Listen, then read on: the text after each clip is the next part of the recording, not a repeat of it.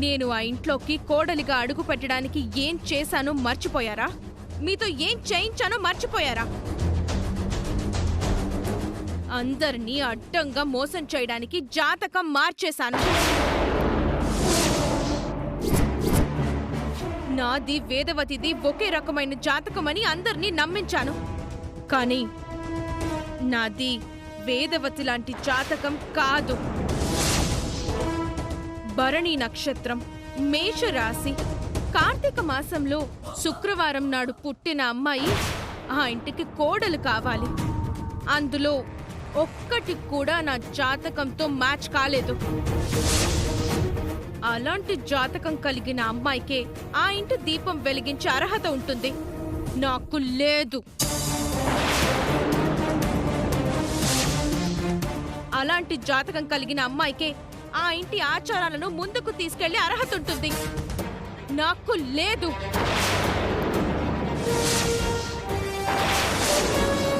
వేదవతి లాంటి జాతకం కలిగిన అమ్మాయికే అమ్మవారు ప్రసాదం చేసే అర్హత ఉంటుంది. నాకు లేదు. అందుకే ఆ ఇంటికి ఎలాంటి జాతకం కావాలో ముందుగానే ఎంక్వైరీ చేసి వేదవతి జాతకం, నా జాతకం ఒకేలా ప్రిపేర్ చేసి స్వామీజీకి అనుమానం రాకుండా మేనేజ్ చేసి ఆ ఇంట్లోకి అడుగు పెడితే మనసు మార్చుకో, మరో పెళ్లి చేస్తామంటూ కబుర్లు చెప్తున్నారు. మీ కంటికి నేను ఎలా కనపడుతున్నాను? మరోసారి ఇలా మాట్లాడారు అంటే తల్లిదండ్రులని కూడా చూడను, చంపేస్తాను.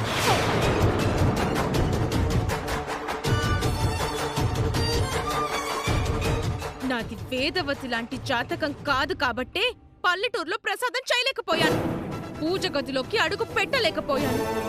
నాది వేదవతి జాతకం కాదు కాబట్టి కోడల్ని అయ్యేంత వరకు అణిగి మణిగి ఉండాలని అనుకుంటున్నాను.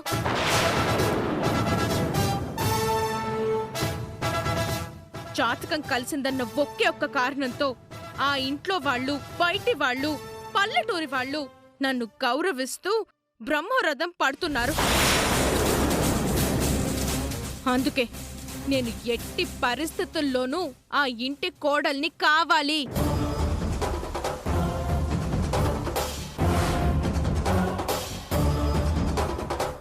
చాలా దూరం వచ్చేసాం గౌతమి.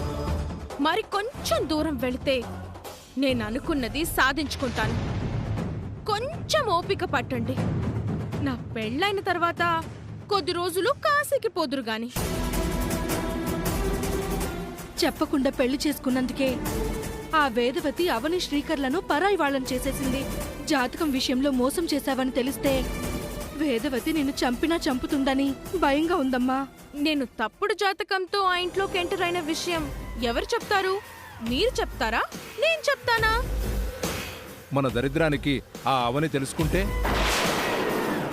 That's impossible. ఇంపాసిబుల్ ని పాసిబుల్ చేసి చూపిస్తుంది కదా.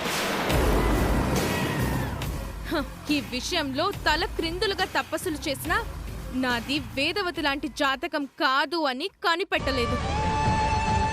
నేను కిట్టుగాడిని పెళ్లి చేసుకోవడానికి సిద్ధంగా ఉన్నాను. మీరు కూడా నన్ను ఫాలో అయిపోండి.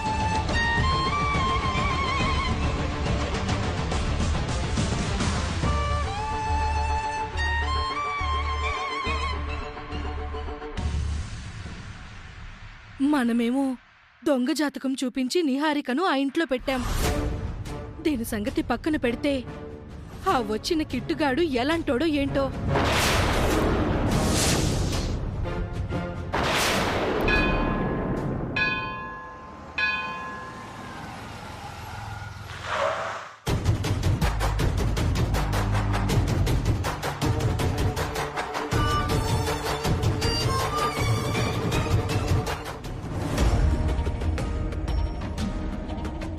ఎప్పుడు డొక్కాటలో తిరిగేవాడిని.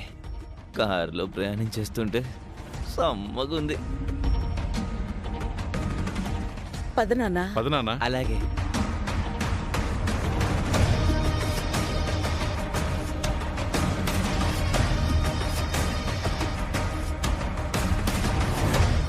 మనకి గుళ్ళంటే పడు. అమ్మా నాన్నల కోసం అతి కష్టం మీద రావాల్సి వచ్చింది.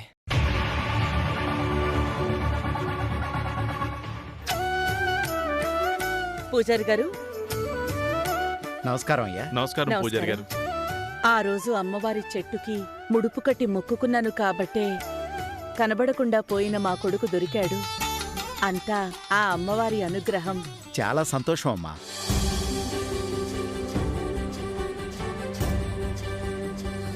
ముడుపు కట్టడంలో ఎంత మహత్యం ఉంది పూజారి గారు. నమ్మకమే సగం విజయంతో సమానం. మిగిలింది దైవమే చూసుకుంటుంది.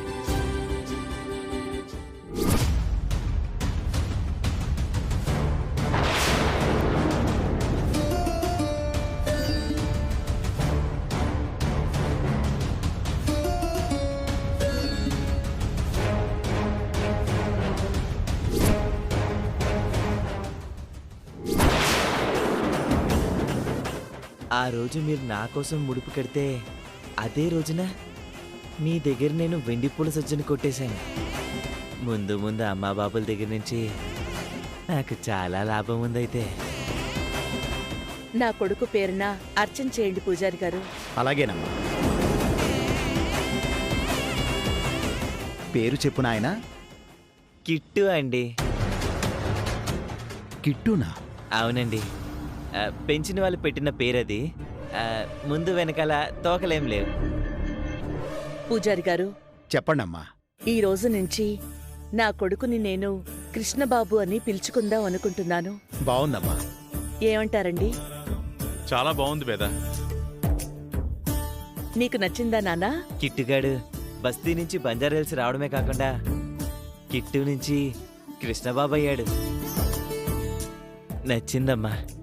మీ కడుపున పుట్టడం నా అదృష్టం. మట్టిలో పెరిగినా మీ బిడ్డ ముత్యంలానే ఉన్నాడమ్మా. అవును పూజారి గారు. ఆ అబ్బాయి పేరు మీద అర్చనతో పాటు ప్రత్యేక పూజలు చేయండి. సరేనమ్మా. పైడిపాల గోత్రోద్భవస్య కృష్ణబాబు నామధేస్య వేదవతీ నామధేస్య ప్రసాదరావు నామధేస్య. ఇలా రండి బాబు. అమ్మా, మీరు కూడా బొట్టు పెట్టుకోండి.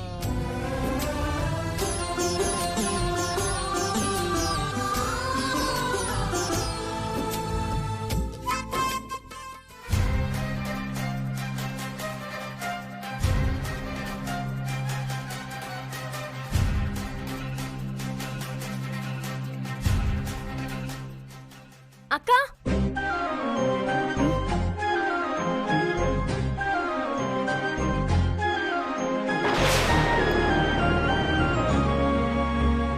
గుడి దగ్గరికి ఎందుకు రమ్మన్నావని? నాదేదో చిన్న పూజుంటే చేయించుకోవడానికి వచ్చాను. ఇంటి విషయాలు మాట్లాడదామని నిన్నిక్కడికి రమ్మన్నాను. సరే, ఏంటి విశేషాలు? నేను మాటిచ్చిన ప్రకారం అత్త కొడుకుని ఇంటికి తీసుకొచ్చాను. అతనైతే నేను ఊహించినట్టు పద్ధతి నీతి ఉన్నవాళ్లా అనిపించడం లేదు. ఈ రోజుల్లో నీతి న్యాయం అని కూర్చుంటే వెనకకు వెళ్ళిపోతాం గానీ ముందుకెళ్ళలేం. అందుకే బాగా టైం చూసుకుని నా తల్లిదండ్రుల నుంచి ఎంత రాబట్టుకోవాలో అంత రాబట్టుకుంటాను. ఇదిగో ఈ విషయంలో నువ్వు నన్ను గట్టిగా ఆశీర్వదించాలి.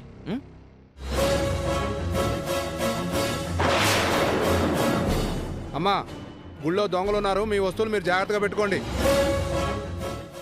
అత్త కుటుంబం మీద నీకున్నంత అభిమానం బహుశా ఎవ్వరికి ఉండదేమో. ఉమ్మడి కుటుంబంలో ఉండే కోడళ్ళు ఎంతసేపు ఏం ఆలోచిస్తారంటే ఎప్పుడెప్పుడు భర్తను బయటికి తీసుకుపోయి వేరు కాపురం పెడతామా అని ఆలోచిస్తారు. కానీ నువ్వు మాత్రం నా కుటుంబం ముక్కలైపోకూడదు, నా కుటుంబానికి ఎవరి వలన ఎలాంటి హాని కలగకూడదని అందరితో పోరాడుతున్నావు. అమ్మా, లైన్లో రండి, తోసుకోకండి. వచ్చిన వాడి వలన ఏం జరగబోతుందోనని చాలా భయంగా ఉంది. నిన్నటి వరకు నిహారికను కాచుకున్నాను. ఇప్పుడు ఆ కిట్టుకి కాపలా కాయాలి. నువ్వు శ్రీకర్ తప్ప ఆ ఇంట్లో మిగిలిన సంతానమంతా దారుణంగానే ఉన్నారు.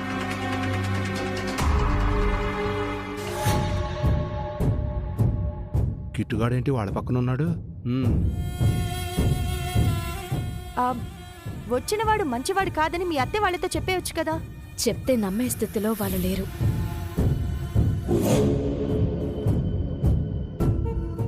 కిట్టు,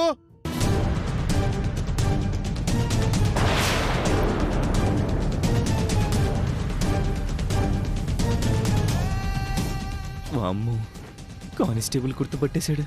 దగ్గరికి వచ్చాడంటే మన ఫ్లాష్ బ్యాక్ అంతా బయటపడిపోతుంది. రే కిట్టు, నువ్వు వస్తావా నన్ను రమ్మంటావా?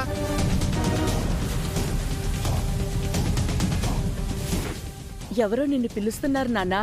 ఆ, నా ఫ్రెండ్ అమ్మా, వాడితో మాట్లాడి నేను వెంటనే వచ్చేస్తాను. పూజ మధ్యలోంచి అలా వెళ్ళకూడదు. అమ్మా, అది వాడు చాలా కాలం నుంచి దుబాయ్లో ఉన్నాడు. ఈ మధ్యనే వచ్చాడమ్మా. మళ్ళీ దుబాయ్ వెళ్ళిపోతాడు. నేను వాడితో 5 నిమిషాలు మాట్లాడి వెంటనే వచ్చేస్తానమ్మా. సరే సరే, త్వరగా రా. అలాగే, మీరు కానివ్వండి. రా. సార్, ఇలా రండి. నువ్వు గొప్పింట్లో ఉన్నావే కానీ నీకు మంచి రోజులు ఎప్పుడొస్తాయో నాకు అర్థం కావడం లేదు.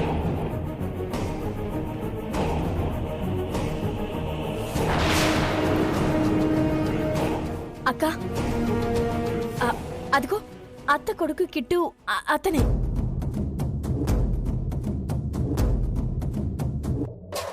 ఏ ఎవర్రా వాళ్ళు? వాళ్ళు మా అమ్మా నాన్నలు సార్. ఏంటి జోకా? జోక్ కాదు, నిజం సార్. ఆహా, వాళ్ళని మోసం చేసి ఆ ఇంట్లో సెటిల్ అయిపోయావా ఏంటి? అబ్బే, అలాంటిదేం లేదు సార్. సార్, మీరు మాత్రం వాళ్ళ ముందుకు రావద్దు. పోలీసులు పట్టుకుని అంతలా బ్రతిమాలుతున్నాడేంటి?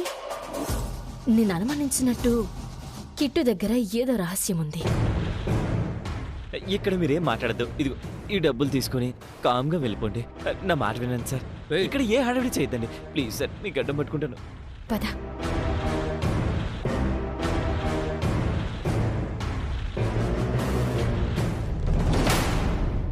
ఈసారి నా మోన్ చూసి వెళ్ళిపోండి సార్. ప్లీజ్ సార్, మీరు వెళ్ళండి సార్. నేను తర్వాత కలుస్తాను.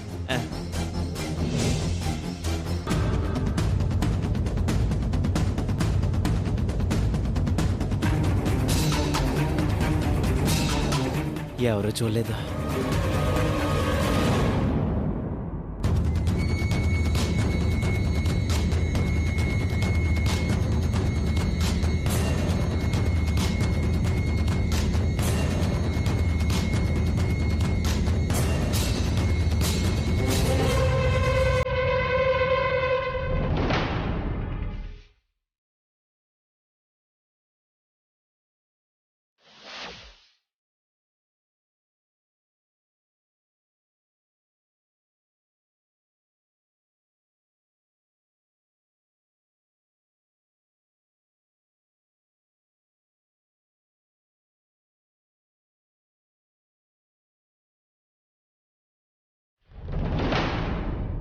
ఏంటమ్మా అడ్డంగా నిలబడ్డారు? తప్పుకోండి. నన్ను గుర్తుపట్టారా? ఒకసారి రోడ్లో ఒక అతను ఒక అమ్మాయి గొంతు మీద కత్తి పెట్టి తప్పించుకోబోతే మీకు పట్టించాను.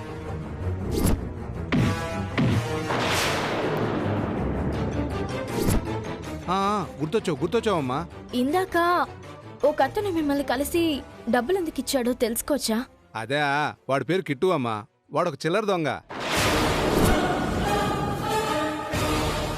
దొంగ? అవునమ్మా, చేతికి దొరికితే అది దొంగతనం చేస్తూ ఉంటాడు.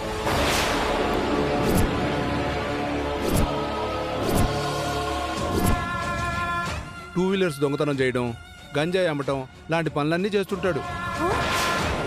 నిజంగానా? వాడు అబద్ధాలు ఆడతాడు కానీ నేనెందుకు అబద్ధాలు చెప్తానమ్మా. నీకు ఇంకో విషయం చెప్పనా?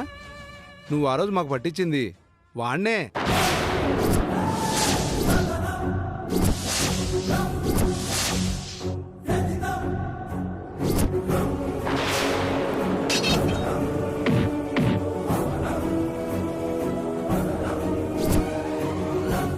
ఎవరో డబ్బున్న వాళ్ళని పట్టాడు.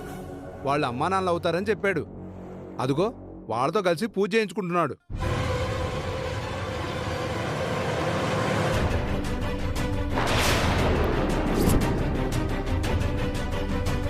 వాడు బస్తీలో బేవర్స్గా తిరిగేవాడు. వాడికి డబ్బుంటే చాలమ్మా, ఇంకేం అవసరం లేదు. ఎన్నిసార్లు పోలీస్ స్టేషన్కి వచ్చాడో వాడికి లెక్కే లేదు, మాకు లెక్కలేదు. వాడు చేసినవన్నీ చెప్పుకుంటూ పోతే చిన్న గ్రంథమే అవుతుంది. సరేనమ్మా, నేను వస్తాను. నేను అనుమానించిన దానికంటే దారుణంగా ఉన్నాడు. మీ పెళ్లి విషయం తెలియగానే నీ అత్త నిన్ను శ్రీకర్ని నానా మాటలు అంది. పరాయి వాళ్ళని చేసేసింది. ఇప్పుడు నేను వెళ్ళి ఒక ఆట ఆడుకుంటాను. కొడుకు కొడుకు తిరిగొచ్చాడని సంబరపడిపోకు వేదవతి.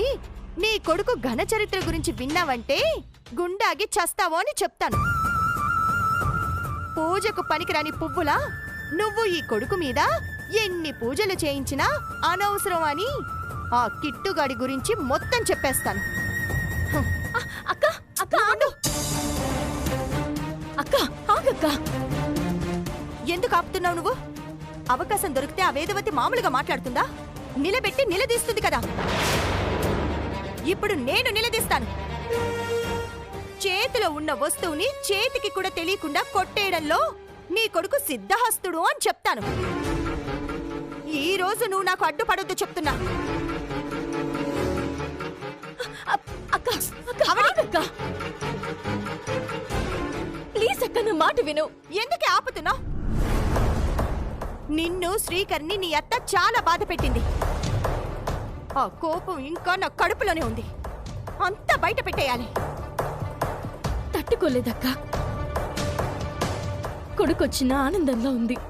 కొడుకు మంచివాడు కాదు అని తెలిస్తే భరించదు.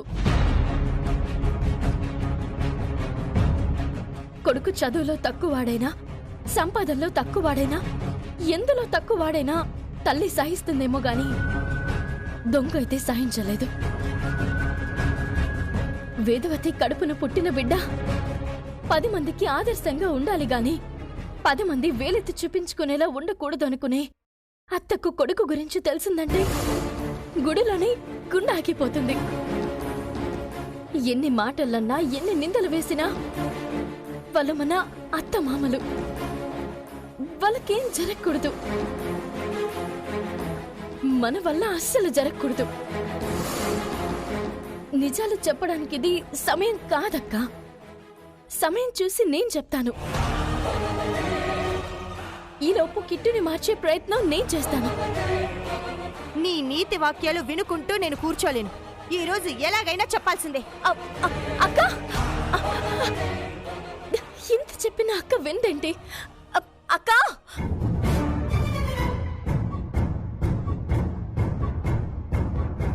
అక్క చెల్లెళ్ళు ఏం మొక్కుకోవడానికి వచ్చారు? ఏం లేదత్తయ్య, నేను ఊరికే వచ్చాను. నేనైతే మీ ముందుకు ఊరికే రాలేదు. ఓ విషయం అడగాలనొచ్చాను. ఓ విషయం చెప్పాలనొచ్చాను. ఏంటది? ఏంటంటే నువ్వు చెప్పబోయేది తర్వాత వింటాం. ముందు మేం చెప్పబోయేది విను. ఈ అబ్బాయి ఎవరో తెలుసా? మా రెండో కొడుకు. అప్పుడు విధి దూరం చేసింది, ఇప్పుడు అదే విధి దగ్గర చేసింది. దగ్గర చేసింది విధి కాదు, నా చెల్లెలు దగ్గర చేసింది. ఓ, ఈవిడ అవని గారి అక్కనా? అవును నాన్నా. నమస్కారం అండి. చాలా సంస్కారవంతుల్లా కనపడుతున్నావు కానీ నువ్వు ఒక అక్క నువ్వాగు. ఎందుకు ఆపుతున్నావు? నువ్వేం మాట్లాడినా నా మీదొట్టు.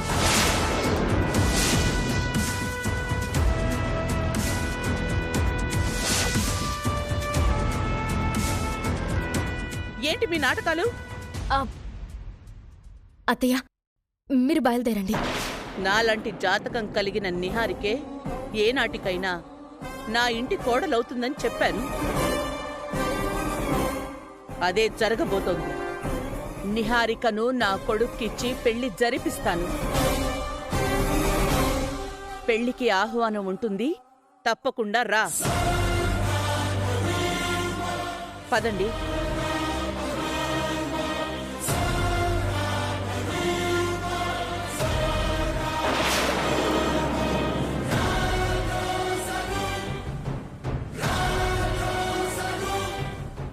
నువ్వొకదానివి.